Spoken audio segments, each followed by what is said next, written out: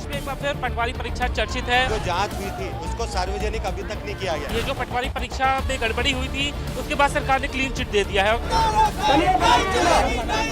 15 लाख दो और तुरंत नौकरी लो। मध्य प्रदेश में खुलेआम घूम रहे हैं। हम अनशन करेंगे, बैठेंगे। एक बार फिर पटवारी परीक्षा चर्चित है और चर्चा इस वजह से है क्योंकि सरकार पटवारियों को नौकरी देने जा रही है। जो पटवारी परीक्षा में गड़बड़ी हुई थी उसके बाद सरकार ने क्लीन चिट दे दिया है और क्लीन चिट मिलने के बाद पब्लिक डोमेन में ये रिपोर्ट नहीं आई है। इस बात से नाराज होकर जो अन्य छात्र हैं वो राजधानी में प्रदर्शन कर रहे हैं और ये आप तस्वीरों में देखेंगे कि बड़ा एक अहम इस पे मुद्दा उठाया है और ये कह रहे हैं कि 15 लाख दो और तुरंत नौकरी लो। ये नारे के जरिए अब ये बल्लभ भवन की ओर निकल रहे हैं। पुलिस भी यहाँ पे मौजूद है। आखिर क्या कारण है? यहाँ पे महिलाएं बड़ी संख्या में अभ्यर्थी हैं।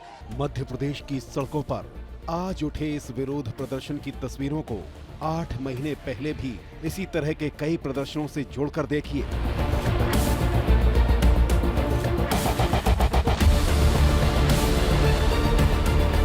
पहली तस्वीर 8 महीने पहले की है जब पटवारी परीक्षा का रिजल्ट आया और उसमें घोटाले की खबरें सामने आई थी, जिसके बाद चयनित युवाओं ने मांग की थी कि कुछ आरोपियों के कारण उनकी ज्वाइनिंग अटकी हुई है। लेकिन दूसरी तस्वीर आज की है जब मध्य प्रदेश की सड़कों पर प्रदर्शन हो रहे हैं, जबकि पटवारी चयनित अभ्यर्थियों को ज्वाइनिंग के आदेश हो गए हैं।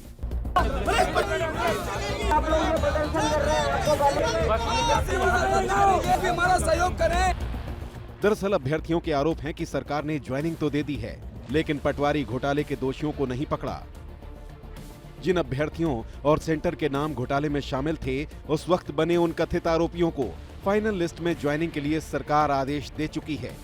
जो जांच हुई थी उसको सार्वजनिक अभी तक नहीं किया गया। हमारे सीधी मांग है सरकार से कि आप इतनी हड़बड़ी में नियुक्तियां ना दें, ये जांच सार्वजनिक करें, नियुक्तियां रोके और जो चीफ जस्टिस है मध्य प्रदेश उनके निगरानी में SIT गठित हो। सीधी मांग है और ये पटवारी में अगर फर्जीवाड़ा पाया जाता है इस एग्जाम को निरस्त करे। वो मध्य प्रदेश में खुलेआम घूम रहे हैं, उनके ऊपर कोई कार्रवाई नहीं हो रही और आज जब मध्य प्रदेश का युवा यहाँ पर वापस आएंगे, हम अनशन करेंगे, बैठेंगे। किस प्रकार उसका दमन किया जा रहा है और हमारे लिए जबरदस्ती बसों में बिठाया जा रहा है। ये अभ्यर्थी जिस पटवारी घोटाले और उसकी ज्वाइनिंग के बारे में बात कर रहे हैं, उसका बैकग्राउंड भी आप जान लीजिए। नवंबर 2022 में पटवारी सहित ग्रेड 3 के लिए 9,200 पदों की भर्ती आई थी। 9,200 पदों के लिए 15 मार्च से 26 अप्रैल 2023 तक परीक्षाएं हुई, जिसमें कुल 9,78,270 उम्मीदवार शामिल हुए। परीक्षा का रिजल्ट 30 जून 2023 को आया।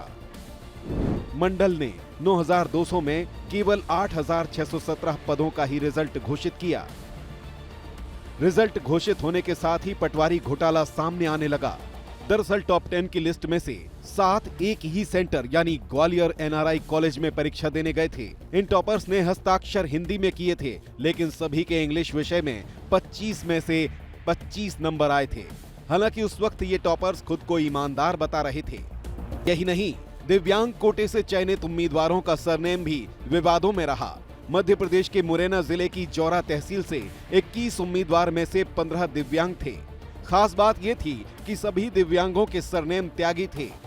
वही हो रहा है कि जो ग्वालियर साइड में जो एक एरिया है, एक गांव है, वहाँ के सारे त्यागी हैं। उन्होंने एक एग्जाम में तो वो सामान्य है, लेकिन एक एग्जाम में वो हैंडीकैप्ड अपने आप को दिखा रहे हैं। तो यही है। और दूसरा जो एक कॉलेज था NRI कॉलेज, वहाँ से टॉप 10 में से टॉप 7 वहीं से निकले हैं। इन प्रदर्शनों के बाद पूर्व CM शिवराज सिंह चौहान ने 21 जुलाई को जांच कमेटी बनाने के आदेश दिए। आयोग को जांच के लिए 31 अगस्त तक का समय दिया गया। जांच आयोग का कार्यकाल पहले 31 अक्टूबर फिर 15 दिसंबर तक बढ़ाया। मोहन सरकार ने जांच रिपोर्ट का समय 31 जनवरी तक बढ़ाया। 8 महीने की जांच में जस्टिस वर्मा अलग अलग सेंटर पर गए। भोपाल, इंदौर, जबलपुर और रीवा संभाग में वाल्मी में जांच आयोग ने बयान दर्ज कराए, लेकिन कोई सबूत पेश न होने के कारण रिजल्ट को क्लीन चिट दे दी गई। जनवरी में मोहन सरकार ने ज्वाइनिंग के आदेश दे दिए। ऐसे में सवाल खड़े होते हैं कि जो लोग दोषी थे उन पर क्या कार्रवाई की गई, और अगर सच में कोई दोषी नहीं था तो प्रक्रिया को इतना लंबा क्यों लटकाया गया। अभ्यर्थियों ने इस बात की चेतावनी दी है कि अगर सरकार ने उनकी मांगे नहीं पूरी की तो वो फिर से सड़कों पे उतरेंगे। कैमरामैन देवेंद्र के साथ विवेक पांडे, विस्तार न्यूज, भोपाल।